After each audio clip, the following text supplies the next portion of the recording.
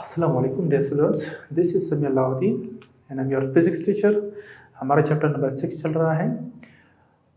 हमने इसके अच्छे अच्छे टॉपिक कवर कर लिए हैं। ठीक, आज हम पढ़ने वाले हैं वो है म्यूचुअल इंडक्टेंस। ये हमारा नया टॉपिक होगा। ठीक है, हमें ये मालूम है कि जब हम मैग्नेटिक फील्ड को चेंज करते हैं तो उसकी वजह से इंड्यूस्ड ईएमएफ वजूद में आ जाती है, राइट। या अगर हम करंट को चेंज करते हैं तो करंट से या करंट किसी कंडक्टर में फ्लो करती है तो उसके अराउंड मैग्नेटिक फील्ड पैदा हो जाती है। ठीक, आज हम ये सीखेंगे कि जब हम एक ऐसा करंट किसी कंडक्टर में छोड़ेंगे जिसका मैग्नीट्यूड चेंज हो रहा हो, जिस तरह जनरेटर में हमने सीखा, यानी वो अल्टरनेटिंग करंट हो, डायरेक्ट करंट नहीं हो। ठीक, डायरेक्ट करंट में मैग्नीट्यूड एक वक्त के बाद कांस्टेंट हो जाती है, जबकि अल्टरनेटिंग करंट में ये मुसलसल एक ख़ास पीरियड के बाद जो मैग्नीट्यूड है करंट का वो तब्दील होता रहता है। ठीक है, तो हम एक अल्टरनेटिंग करंट का यूज़ करेंगे और उससे देखेंगे कि जो मैग्नेटिक फील्ड पैदा होती है वो भी चेंज होती जाती है। अगर वो मैग्नेटिक फील्ड जो चेंज हो रही है हम किसी दूसरे कंडक्टर के साथ टच करेंगे या उसके अंदर एक कंडक्टर को रखेंगे तो उसमें इंड्यूस्ड ईएमएफ पैदा हो जाती है। ठीक है, तो आज जो हमारा टॉपिक है वो है म्यूचुअल इंडक्शन का, right. What is mutual induction? देखिए, सपोज अगर हमारे पास दो कॉइल्स हैं, ठीक, ये और दूसरा कॉइल है ये वाला। अब देखो, दोनों का बाइमी ताल्लुक होगा तो वो म्यूचुअल होगा। इंडक्शन का मतलब करंट को प्रोड्यूस करना, पावर को प्रोड्यूस करना, राइट। हम यहाँ पे कुछ ऐसा करेंगे कि एक कॉइल को करंट देंगे, उस करंट की वजह से मैग्नेटिक फील्ड पैदा होगा। मैग्नेटिक फील्ड को चेंज करेंगे जो इस पर लग रही है। जब इसको चेंज करेंगे तो वो चेंज मैग्नेटिक फील्ड इसमें करंट को इंड्यूस करेगा। अब दोनों के रिलेशन से हो रही है ये बात, तो इसलिए इस फिनोमेना को क्या कहते हैं? इस फिनोमेना को म्यूचुअल इंडक्शन का नाम दिया जाता है। यानी जब हम किसी एक कॉइल में करंट को तब्दील करते हैं, करंट की तब्दीली से इस कॉइल में फ्लक्स चेंज हो जाए, मैग्नेटिक फ्लक्स चेंज हो जाए, मैग्नेटिक फील्ड चेंज हो जाए, उस चेंज मैग्नेटिक फील्ड की वजह से इस कॉइल में अगर करंट पैदा हो जाता है या इंड्यूस्ड ईएमएफ वजूद में आ जाती है, then this phenomenon is known as mutual induction, right.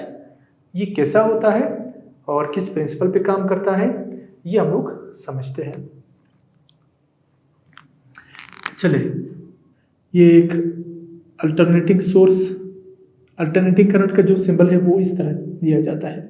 ठीक है, क्योंकि ये चेंज होता है ऐसे, तो ये पॉजिटिव नेगेटिव, यानी कभी ये ऊपर होता है करंट और कभी जीरो से नीचे, कभी इस डायरेक्शन में कभी इस डायरेक्शन में, तो ये हमारा करंट होगा। ठीक है, तो ये हमारा अल्टरनेटिंग सोर्स है। हम अल्टरनेटिंग वोल्टेज अप्लाई करते हैं, इससे क्या होगा डियर स्टूडेंट्स, इस कंडक्टर में करंट आएगा, राइट। अब हम देखेंगे इसके साथ हम एक गैल्वानोमीटर को अटैच करते हैं। This is galvanometer. देखिए, जब इसमें से करंट पास होता है डियर स्टूडेंट्स तो इसके अराउंड एक मैग्नेटिक फील्ड पैदा होगा कि नहीं होगा? बिल्कुल होता है। ठीक है, इसके अराउंड एक मैग्नेटिक फील्ड पैदा हो जाता है, राइट। तो वो मैग्नेटिक फील्ड क्या करता है डियर स्टूडेंट्स, जब करंट पास होता है तो ये ऐसे लाइंस इसमें से पास करता है। इस करंट की वजह से जब हम सोर्स अप्लाई करेंगे इस कॉइल में करंट आएगा। जब इसमें से करंट पास होगा तो इसका एक मैग्नेटिक फील्ड जनरेट हो जाएगा। हम जानते हैं इसका मैग्नेटिक फील्ड की जो लाइन है इस कॉइल पर लगेंगे। अब ये अल्टरनेटिंग सोर्स है तो करंट कभी पॉजिटिव कभी नेगेटिव, कभी जीरो से मैक्सिमम कभी मैक्सिमम से जीरो पर आ जाता है। ठीक है, तो करंट तब्दील हो रही है, करंट का मैग्नीट्यूड एक नहीं है, करंट तब्दील हो रही है। इसलिए इस करंट की वजह से जो तब्दील हो रही है, जो मैग्नेटिक फील्ड पैदा होगी वो भी तब्दील मैग्नेटिक फील्ड होगी, यानी वो अल्टरनेटिंग मैग्नेटिक फील्ड होगी। वो मैग्नेटिक फील्ड भी कभी ज़्यादा होगा कभी कम होगा। क्यों? क्योंकि वो मैग्नेटिक फील्ड जो ये कॉइल पैदा कर रहा है ये इस अल्टरनेटिंग करंट की वजह से पैदा कर रहे हैं। हम जानते हैं कि अल्टरनेटिंग करंट जो है वो कभी ज़्यादा होता है कभी कम होता है। यहाँ पे हम समझ सकते हैं कि पहले 0 पर होता है, 0 से ज़्यादा पर आ जाता है, ज़्यादा से फिर 0 पर, फिर 0 से ज़्यादा पर, फिर ज़्यादा से 0 पर आ जाता है। तो कभी करंट ज़्यादा होता है, कभी कम होता है, यानी करंट तब्दील होती है। जब करंट तब्दील होता है, करंट का मैग्नीट्यूड तब्दील होता है, तो उससे जो मैग्नेटिक फील्ड पैदा होगा वो भी तब्दील होता जाएगा, उसमें भी फ्लक्चुएशन होगा।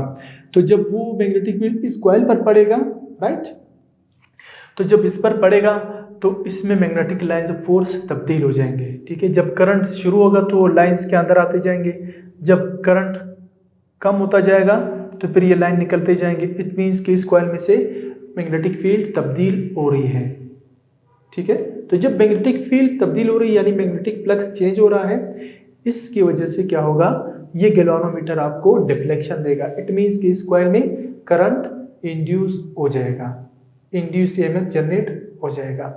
तो ये जो फिनोमेना है इसको म्यूचुअल इंडक्शन कहा जाता है, ठीक है। तो इसको अगर हम लिखना चाहें तो कैसे लिख सकते हैं, व्हेन करंट इज इंड्यूस्ड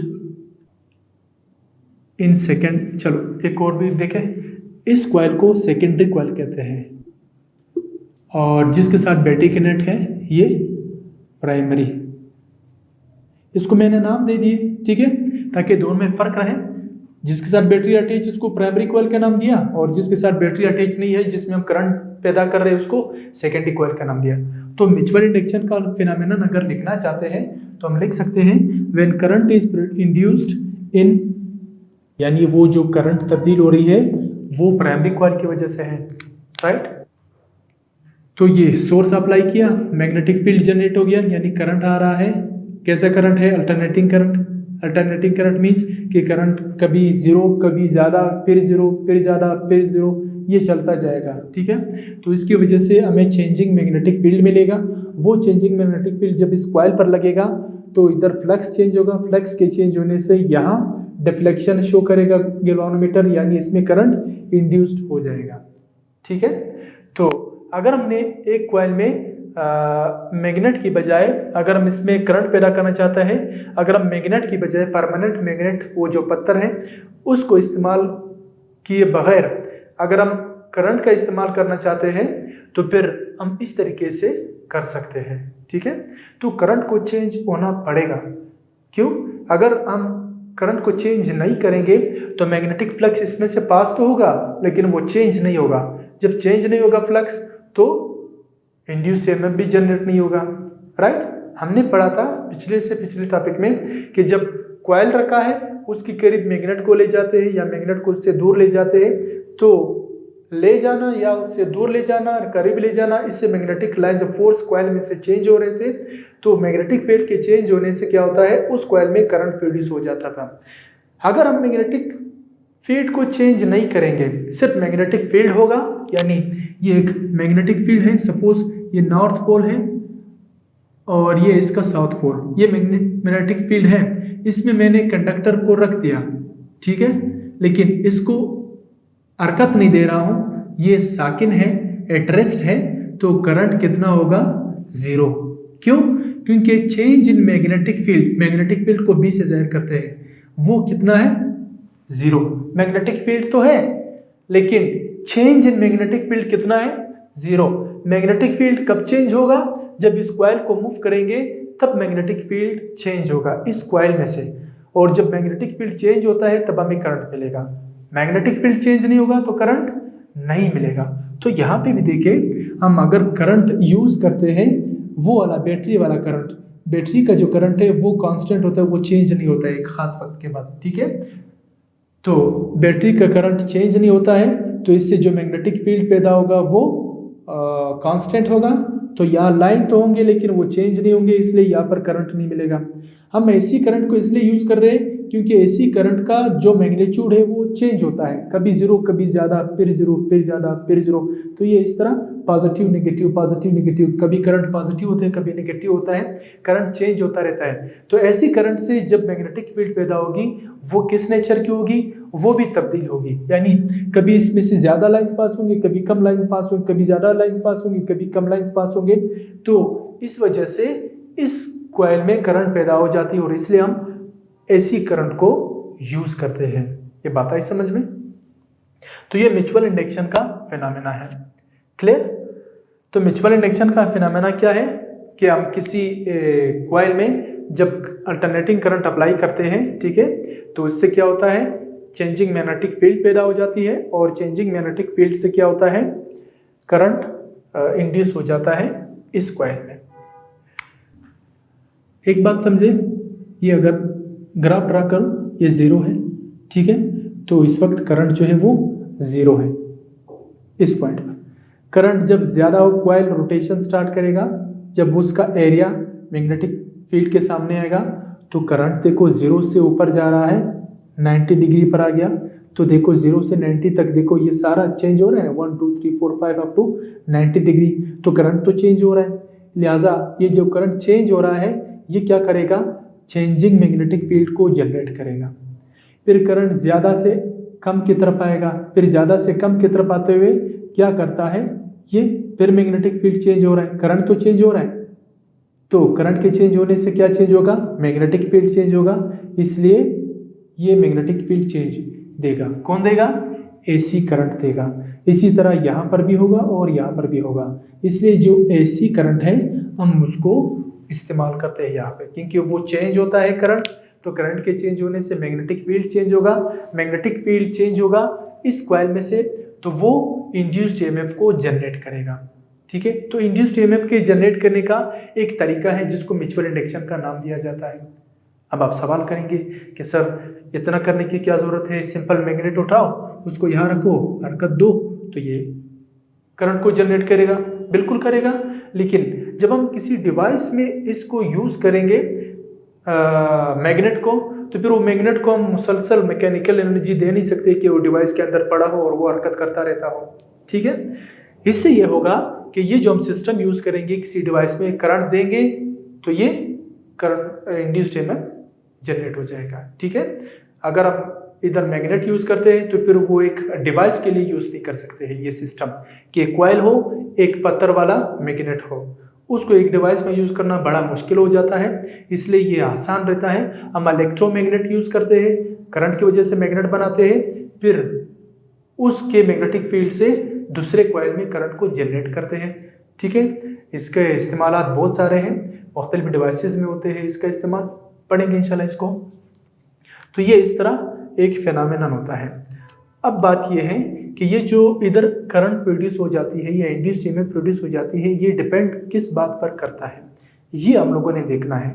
ठीक है, कि ये जो इस सेकेंडरी कॉइल में करंट जनरेट होगा, ठीक है, जो करंट जनरेट होगा, इंड्यूस्ड ईएमएफ जो है, इंड्यूस्ड करंट जो है वो ज़्यादा होगा, इसमें कम होगा, किस बात पे डिपेंड करता है कि अगर करंट को ज़्यादा चेंज करेंगे यानी अल्टरनेटिंग करंट सोर्स को यूज़ करेंगे तो इधर ज़्यादा करंट प्रोड्यूस हो जाएगा। अगर मैग्नेटिक फील्ड को चेंज करेंगे बाय चेंजिंग मैग्नेटिक फील्ड, यानी मैग्नेटिक फील्ड को चेंज करेंगे तो यहाँ करंट ज़्यादा प्रोड्यूस हो जाएगा। ठीक है,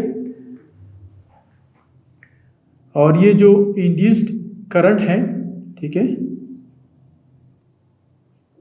ये ज़्यादा होगा कब, जब हम change in current with respect to time ज़्यादा करेंगे, यानी वही वाली बात है। ठीक है, कि जब अल्टरनेटिंग करंट यूज़ करेंगे, जितना इस चेंज वाला करंट यूज़ कर रहे हो उतना इसमें ज़्यादा करंट इंड्यूस हो जाएगा, तो इससे मैग्नेटिक फील्ड भी चेंज होगा।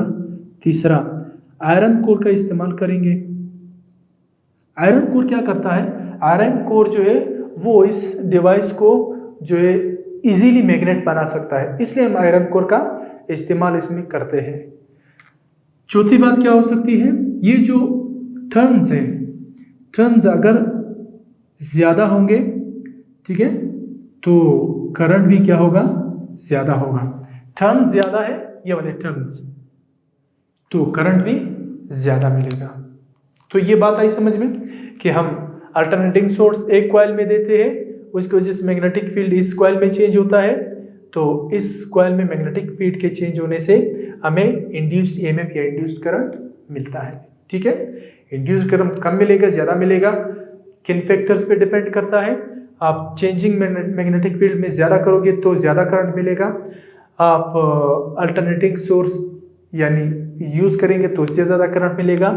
आयरन कोर का यूज़ करोगे इनके बीच में, ठीक है, तो ज़्यादा इंड्यूस्ड ईएमएफ प्रोड्यूस हो जाएगा और टर्न्स की तादाद को ज़्यादा करने से इसमें ज़्यादा करंट प्रोड्यूस हो जाती है, ठीक है। तो ये थी कहानी म्यूचुअल इंडक्टेंस की। अब हम पढ़ेंगे इसका इस्तेमाल कि म्यूचुअल इंडक्टेंस का इस्तेमाल कहाँ होता है। उसका इस्तेमाल जो है बहुत सारी डिवाइसेस में होता है, ठीक है, ट्रांसफार्मर की शक्ल में। तो हम ट्रांसफार्मर को पढ़ेंगे, हमारा नेक्स्ट टॉपिक होगा ट्रांसफार्मर से रिलेटेड। ट्रांसफार्मर क्या वाला है भाई? ट्रांसफार्मर एक डिवाइस है जो क्या करता है, जो वोल्टेज को चेंज करता है, ठीक है, जो वोल्टेज को क्या करता है, चेंज करता है। तो ये एक डिवाइस है विच चेंज वोल्टेज। हमारा जो दूसरा टॉपिक है वो है ट्रांसफार्मर। हमारा दूसरा टॉपिक क्या है? Transformer. What is transformer? Transformer जो है डियर स्टूडेंट्स, वो एक डिवाइस है जो वोल्टेज को चेंज करता है, right. A device which change voltage. कौन से वोल्टेज को भाई? यही वोल्टेज जो हमारे घरों में आ रही है, वो वोल्टेज जो हम किसी डिवाइस को देते हैं उसको ऑपरेट करने के लिए, ठीक है, चलाने के लिए, ठीक है। तो ये हमारा ट्रांसफार्मर होगा। तो हमारे घरों में कितने वोल्टेज आते हैं? हमारे घरों में 220 वोल्टेज आते हैं, ठीक। ग्रिड स्टेशन से जहाँ पर ज़्यादा पावर को जनरेट किया जाता है, वहाँ से बड़े ट्रांसमिशन लाइन के ज़रिए से बड़ा पावर आता है, ट्रांसमिट किया जाता है, ठीक है। तो वो जो पावर आता है, ज़्यादा पावर 11,000 होता है, ठीक है। तो 11,000 का जो वोल्टेज होता है उसको ट्रांसफार्मर कन्वर्ट करता है 220 वोल्ट में। फिर ये 220 वोल्ट जो हमारे इलाके में लगे होते हैं ट्रांसफार्मर, ये कन्वर्ट करते हैं। ये 220 वोल्ट जो है हमारे घरों में भेजे जाते हैं, ठीक। तो ट्रांसफार्मर क्या करता है? वोल्टेज को चेंज करता है, यानी ये वोल्टेज को ज़्यादा भी कर सकते हैं, वोल्टेज को कम भी कर सकते हैं। चेंज का मतलब तो यही है कि वोल्टेज को ज़्यादा करना या कम करना, दोनों केसेस में चेंज मौजूद है, ठीक। तो ट्रांसफार्मर को थोड़ा समझते हैं। ट्रांसफार्मर की प्रिंसिपल क्या है? इंडक्शन, ठीक है, यानी ये म्यूचुअल इंडक्शन के बेस पर काम करता है, राइट। एक कॉइल में करंट चेंज होगा, दूसरे कॉइल में मैग्नेटिक फील्ड चेंज होगा, तो उसे इंड्यूस्ड ईएमएफ प्रोड्यूस हो जाएगी। इसके कंस्ट्रक्शन को देखते हैं, राइट। इसका कंस्ट्रक्शन कैसे होगा? देखिए, एक आयरन कोर लिया जाता है, ऐसे आयरन कोर क्यों इस्तेमाल करते हैं? क्योंकि इसको इजीली मैग्नेट बनाया जा सकता है। तो आयरन कोर लिया और इस पर लपेटा कंडक्टर, वायर को लपेट दिया, ठीक। यहाँ पर भी वायर को लपेट दिया, क्योंकि ये म्यूचुअल इंडक्टेंस के बेस पर काम करता है। तो ये म्यूचुअल इंडक्शन के लिए 2 कॉइल का होना लाजमी है। ये वाला जो कॉइल है जिससे हम सोर्स लगाएंगे, ठीक है, यानी हम इसको अल्टरनेटिंग वोल्टेज देंगे, तो ये हमारा प्राइमरी कॉइल कहलाएगा। This is our primary coil. और यहाँ जहाँ से हम लोग आउटपुट लेते हैं, this is our secondary coil, ठीक है। ये प्राइमरी कॉइल है जिसमें हम इनपुट देते हैं, इनपुट वोल्टेज देते हैं, ठीक। और जहां से हम लोग पावर लेते हैं आउटवर्ड, दैट इज आउटपुट, वो हमारा सेकेंडरी कॉइल होगा, ठीक है। प्राइमरी कॉइल, सेकेंडरी कॉइल, ये कंस्ट्रक्शन है ट्रांसफार्मर की। ये बहुत छोटे छोटे होते हैं। आप लोगों ने देखा होगा, आपने कभी किसी डिवाइस को तोड़ा होगा, ठीक है, उसमें आपको ये मिलता है, छोटे छोटे, बहुत छोटे छोटे होते हैं। ये हमारा ट्रांसफार्मर होता है, वो इसी मकसद के लिए इस्तेमाल करते हैं कि वो पावर को चेंज कर ले। तो ये हमारा प्राइमरी कॉइल और वो सेकेंडरी कॉइल है। अब हम आते हैं कि भाई ये जो ट्रांसफार्मर है ये किस तरीके से वर्क करता है, ठीक। यहाँ पे पावर देंगे और यहाँ पे पावर लेंगे, हम अल्टरनेटिव करंट देंगे, सोर्स दिया है, इधर सोर्स नहीं है, इधर हम गैल्वानोमीटर यूज़ करेंगे, उससे डिफ्लेक्शन होगी, यानी इसमें करंट प्रोड्यूस हो जाएगा। यानी जब करंट होगा इट मीन्स के वोल्टेज होंगे, वोल्टेज करंट दोनों होंगे, इट मीन्स पावर होगा, क्योंकि V multiply by I is equal to electric power. Electric power का फार्मूला क्या होता है? Voltage multiply by current. तो यहाँ वोल्टेज भी है, करंट भी है, तो पावर यहाँ वोल्टेज भी है, करंट भी है। पावर देंगे, यहाँ से पावर लेंगे, यहाँ पे पावर देंगे। अगर इससे कम पावर चाहिए तो इसके कॉइल्स में तब्दीली करते हैं, अगर इससे कम पावर चाहिए तब भी हम कॉइल में तब्दीली करते हैं। कैसे करते हैं इसे समझते हैं। तो चलिए इससे पहले हम ये देखते हैं कि जो दोनों कॉइल्स में पावर का रिलेशन है वो कैसा होता है। Voltage in primary coil, voltage in secondary coil, this is turns of secondary coil, primary coil and turns of secondary coil. This is equation for the relation of voltage in turns of primary and secondary coil. ठीक है, तो ये एक relation देता है हमें दोनों के बीच में, दोनों जो कॉइल्स हैं दोनों के बीच में हमें एक रिलेशन देता है। बात आई समझ में? ट्रांसफार्मर में क्या होता है, यहाँ पे एसी वोल्टेज दिया, आप जानते हैं कि यहाँ पे क्या होगा, करंट आएगा। करंट के आने से क्या होगा, किस किस्म का करंट है, जो कभी ज़्यादा होता है कभी कम होता है। ठीक है, तो इससे मैग्नेटिक फील्ड भी पैदा होगा। वो मैग्नेटिक फील्ड इस पर मुसलसल लगता जाता है, तो इसमें चेंज होता जाता है। तो ये मैग्नेटिक फील्ड जब इसमें चेंज होता जाता है तो यहाँ पे हमें क्या मिलेगा, आउटपुट करंट मिलेगा या आउटपुट पावर मिलेगा, voltage and current both.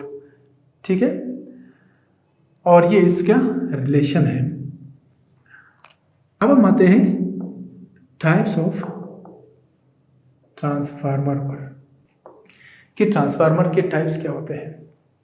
Transformer के हम दो टाइप्स पढ़ेंगे डियर स्टूडेंट्स, एक है स्टेप अप ट्रांसफार्मर, दूसरा है स्टेप डाउन ट्रांसफार्मर। ठीक, इसका स्क्रीनशॉट लेना चाहते हैं तो आप ले सकते हैं। इक्वेशन, अच्छा इसमें एन क्या चीज़ है, चलो पहले ही आपको बता दो। एन जो है वो नंबर ऑफ टर्न्स है, ये टर्न्स है। ठीक है, स्मॉल एन से भी डिनोट कर सकते हैं।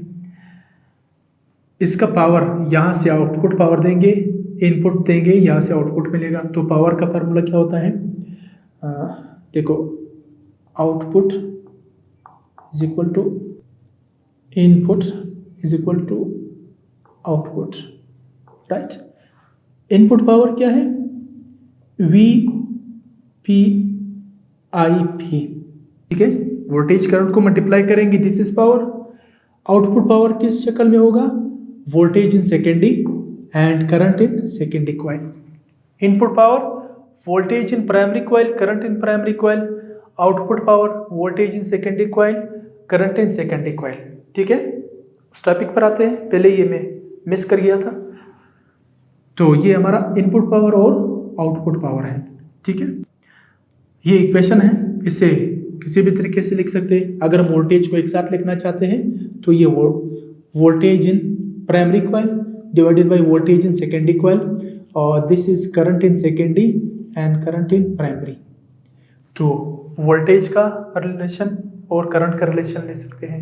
इससे हमें पता चलेगा कि कितना पावर इधर दे रहे हैं और कितना पावर यहाँ से ले रहे हैं, या कितने वोल्टेज यहाँ पर है, कितने वोल्टेज यहाँ से मिल रहे हैं, कितने ज़्यादा है इधर, कितना ज़्यादा मिलेंगे, कितने कम है और कितने कम मिलेंगे यहाँ पर। ये हमारा इलेक्ट्रिक पावर, ऐसे इक्वेशंस के जरिए से हम लोग इसको कैलकुलेट कर सकते हैं। अब आते हैं टाइप्स ऑफ ट्रांसफार्मर। ठीक, जो शुरू में हमने कहा था कि ये एक डिवाइस है जो वोल्टेज को चेंज करता है, यानी ये ज़्यादा भी कर सकता है वोल्टेज को और कम भी कर सकता है। तो ट्रांसफार्मर के डियर स्टूडेंट्स दो टाइप्स हैं, एक है स्टेप अप ट्रांसफार्मर और दूसरा है step down transformer. Step up transformer and step down transformer. देखिए नाम से जाहिर है, स्टेप अप ट्रांसफार्मर में क्या होता है, वो वोल्टेज को ज़्यादा करता है। स्टेप डाउन ट्रांसफार्मर में क्या होता है, वोल्टेज को कम करता है, राइट। तो अगर हम पहला पढ़ना चाहते हैं स्टेप अप ट्रांसफार्मर, इसमें क्या होता है डियर स्टूडेंट्स, कि हम इनपुट देते हैं प्राइमरी कॉइल से और आउटपुट लेते हैं सेकेंडरी कॉइल से। तो ये प्राइमरी कॉइल कैसा होगा और सेकेंडरी कॉइल कैसा होगा, इसके टर्न्स देखेंगे, इसके वोल्टेज देखेंगे और इसके टर्न्स देखेंगे, इसके वोल्टेज देखेंगे। ठीक है, तो जो नंबर ऑफ टर्न्स होते हैं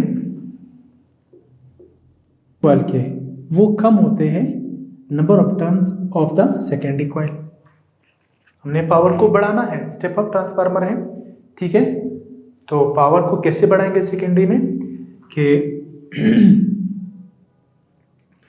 वोल्टेज जो है वो प्राइमरी में कम है, लेकिन वोल्टेज जो है वो ज़्यादा हो जाएंगे किस चीज़ में, सेकेंडरी कॉइल में, ठीक है। स्टेप अप ट्रांसफार्मर में हम क्या करते हैं, जो हमारा ट्रांसफार्मर जो प्राइमरी कॉइल है इसके टर्न्स कम रखते हैं, सेकेंडरी कॉइल के टर्न्स को बढ़ा देते हैं। यानी यहाँ पर देखें, अगर ये एक प्राइमरी कॉइल है 1 2 3 4 1 2 3 टर्न्स हैं ये प्राइमरी कॉइल, तो सेकेंडरी के टर्न्स कितने होंगे 1 2 3 4 5, ये सेकेंडरी के हैं, सेकेंडरी के टर्न्स ज़्यादा है प्राइमरी के टर्न्स, ठीक है। तो जो पावर होगा प्राइमरी में वो इधर तो कम है, लेकिन सेकेंडरी में इन टर्न्स की वजह से ये पावर क्या हो जाता है डियर स्टूडेंट्स, ज़्यादा हो जाता है, ठीक है। सॉरी, वोल्टेज, पावर नहीं, पावर दोनों में सेम रहती है। तो जो सेकेंडरी में प्राइमरी में वोल्टेज होते हैं वो कम होते हैं, सेकेंडरी में वोल्टेज ज़्यादा हो जाते हैं। एक चीज़ में मिस कर गया, ठीक है, पावर की बात नहीं करेंगे, वोल्टेज की बात करेंगे। वोल्टेज प्राइमरी में कम होंगे, वोल्टेज सेकेंडरी में ज़्यादा होंगे, लेकिन दोनों में एक बात सेम रहेगी, वो बात है पावर की। लेकिन दोनों में जो पावर है वो सेम रहेगा, यानी पावर इन प्राइमरी वो इक्वल होगा power in secondary, V into I है, ठीक। तो जो पावर होगा प्राइमरी का वो बराबर होगा सेकेंडरी के पावर का, लेकिन वोल्टेज जो है वो कम होंगे प्राइमरी के, वोल्टेज जो है सेकेंडरी के ज़्यादा होंगे, ठीक है। अब सेकेंडरी में देखें, सेकेंडरी में टर्न्स जो है वो ज़्यादा है, लेकिन प्राइमरी में टर्न्स जो है वो कम है, ठीक। ये बताइए समझ में, पावर दोनों का सेम होता है, क्यों होता है सेम, इसे समझे। पावर का फार्मूला क्या होता है डियर स्टूडेंट्स, V इंटू आई, ठीक है। अगर प्राइमरी में वोल्टेज कम है तो करंट ज़्यादा होगा, लेकिन सेकेंडरी में अगर वोल्टेज बढ़ गए हैं तो उसकी निस्बत से करंट कम होगा, क्योंकि प्रोडक्ट में सेम रहना है। अगर वोल्टेज 3 है और करंट सपोज 2 है तो प्रोडक्ट हमें क्या मिलेगा 6। अब अगर हम वोल्टेज को 2 कर लें, करंट 3 हो जाएगा, ठीक है। देखो वोल्टेज को तब भी प्रोडक्ट सेम होगा, यानी पावर हमारा सेम रहेगा।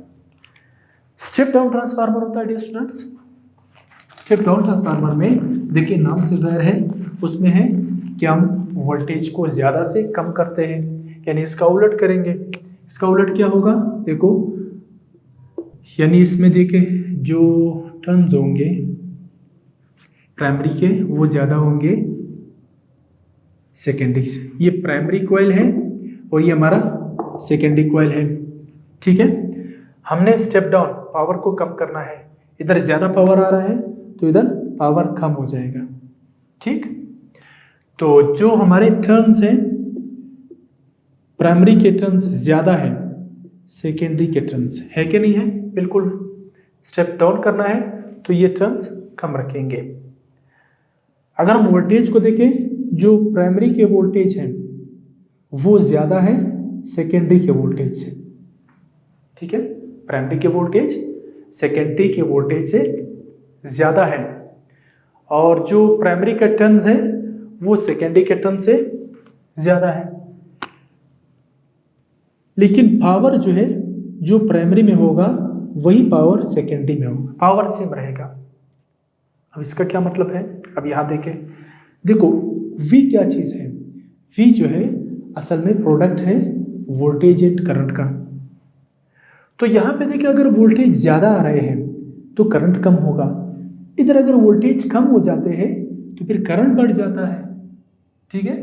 तो दोनों का जो जिस रेशियो से वोल्टेज कम होगा उसी रेशियो से करंट बढ़ेगा। तो पावर का फार्मूला V इंटू आई, ठीक है।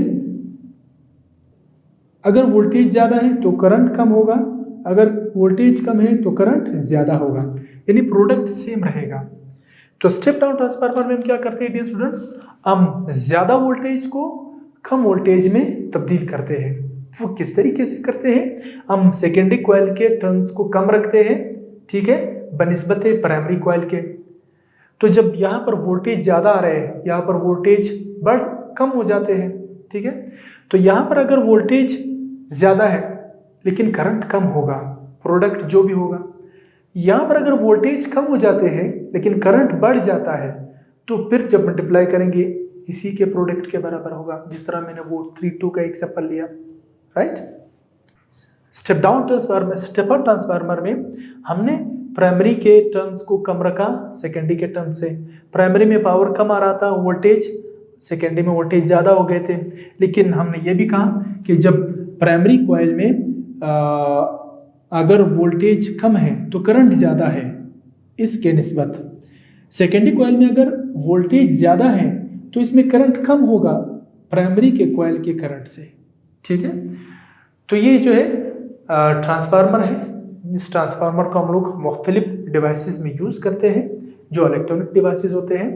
कभी हम पावर को वोल्टेज को बढ़ा देते हैं और कभी वोल्टेज को कम करते हैं। इस लेक्चर में अगर मैंने पावर और वोल्टेज को मिक्स किया है तो इसके लिए आप लोगों ने बस ये देखना है कि पावर दोनों में सेम रहता है, प्राइमरी सेकेंडरी कॉइल हो, दोनों में पावर सेम रहता है, लेकिन जो वोल्टेज है वो तब्दील होते रहते हैं और जो नंबर ऑफ टर्न्स है दोनों कॉइल के वो उसमें फ़र्क होता है। अगर स्टेप अप ट्रांसफार्मर है तो प्राइमरी के जो टर्न्स है वो सेकेंडरी से कम होंगे।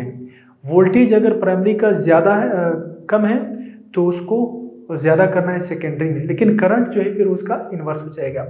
स्टेप डाउन ट्रांसफार्मर है तो इसमें देखो वोल्टेज को कम करना है, ज़्यादा वोल्टेज आ रहा है, सेकेंडरी में कम वोल्टेज आएंगे। लेकिन यहाँ पर अगर वोल्टेज ज़्यादा है तो करंट कम है, इधर अगर वोल्टेज कम आ रहे हैं तो करंट ज़्यादा है इसके निस्बत, ठीक है।